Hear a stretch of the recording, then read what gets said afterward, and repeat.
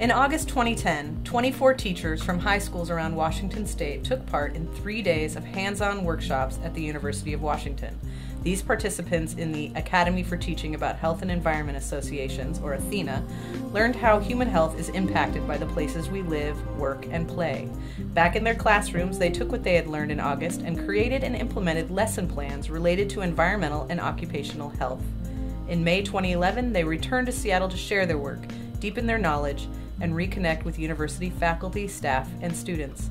This meeting also included a field trip and case study of the Lower Duwamish Waterway Superfund site. All right, everybody, welcome to the Duwamish River. My name is Carrie Simpson, and I work with the Duwamish River Cleanup Coalition. And our focus is to involve the communities surrounding this river, and actually greater Seattle and even the region, in learning about and getting involved in the Superfund cleanup of the Duwamish River. It's a very widespread problem that a little bit of action from a lot of people will contribute to the solution more than just really focal changes. Before 1850, the river meandered back and forth across the valley from Beacon Hill to West Seattle, and you can kind of see on your map the little gray shaded area is sort of an approximate outline of that past river. My name is Anna Schmidt. I'm a graduate student at the University of Washington, and I'm getting a master's in environmental and occupational health. And my thesis project was looking at fish consumption in low-income and food insecure populations in Seattle. I interviewed clients at food banks to see how much fish they were eating and where they get their fish and how they prepare it, to see what the level of contaminant exposure they were getting. The rapid development that happened here around the beginning of the 20th century couldn't have happened if this engineering effort didn't occur. However, the environmental issues that came out of it, basically the entire ecosystem collapsed. There was no salmon. A lot of the animals died. Even people that grew up here in the 40s, 50s, 60s, 70s said there were no eagles, there were no osprey, there were no seals, there were no songbirds. Like, there were basically, the environment had been completely decimated in the Duwamish, and it's only been really since the 1980s that there's been any bringing back of some of that habitat to the area. My name is Becky Wallace, and I teach 9th grade natural resource science in Yelm, Washington. It is a 7th through 9th grade campus. I am an ag science teacher, and so I brought a little bit of different perspective to this conference. And I found out about this conference through a fellow teacher that teaches at the Yelm Alternatives High School, named Nancy, and she promoted it, thought it was great, and I'm very happy that she had the opportunity to come in the summer, and I really enjoyed it. It's really fun to learn a lot from other people, and having the opportunity to learn from other educators across the state with a wide variety of backgrounds is really great, because then we learn a lot from each other. And when you teach science, you don't just teach science. Oftentimes health creeps into it. Science is very much a part of health. Consumer science and all the different areas of science they don't stand alone. There's a lot of chemistry and biology and so on.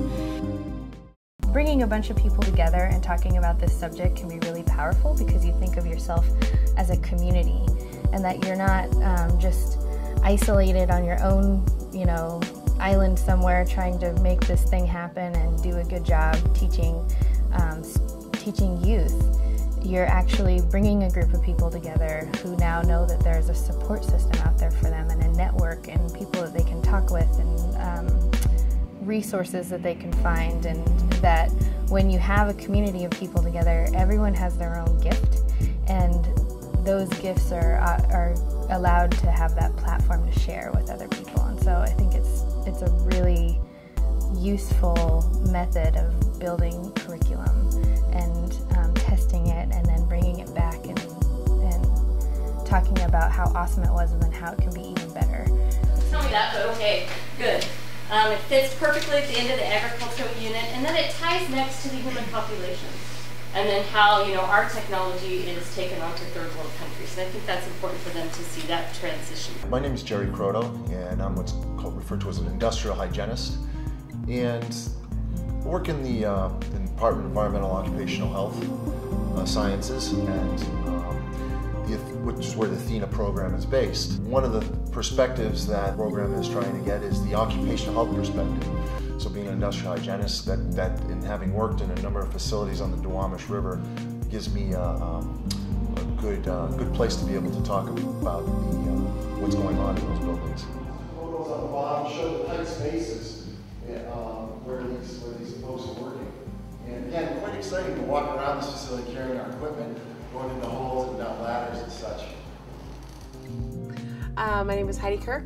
I teach biology and environmental science at Olympia High School, and I've been a summer participant and then now a spring participant in the ATHENA Project. I loved the interaction with scientists at the UW. It was really nice to be able to hear their research, hear about their research, and see some of their labs, get some of their perspectives on things.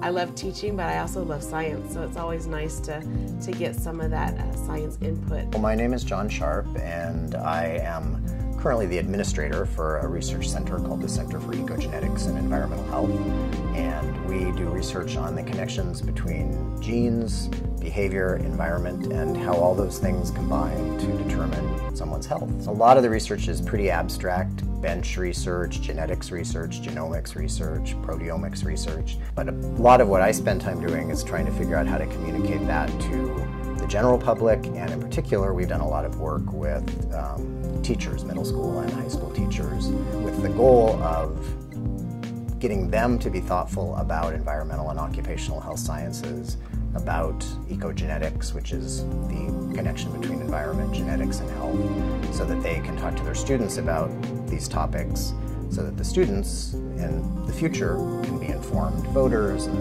informed consumers, and hopefully clean up some of the messes that we've made that are starting to affect our health. The more knowledge base we get, and that's what this conference has been for me, is just gaining knowledge, and then how can I make it relevant and interesting to students to get them to go on and pass on that information. It's kind of like that pebble in the water.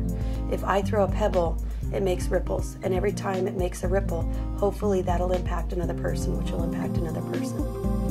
One of the classes I teach is science, and I want to give my students a whole view of all the branches that science can have, and environmental health was one of them.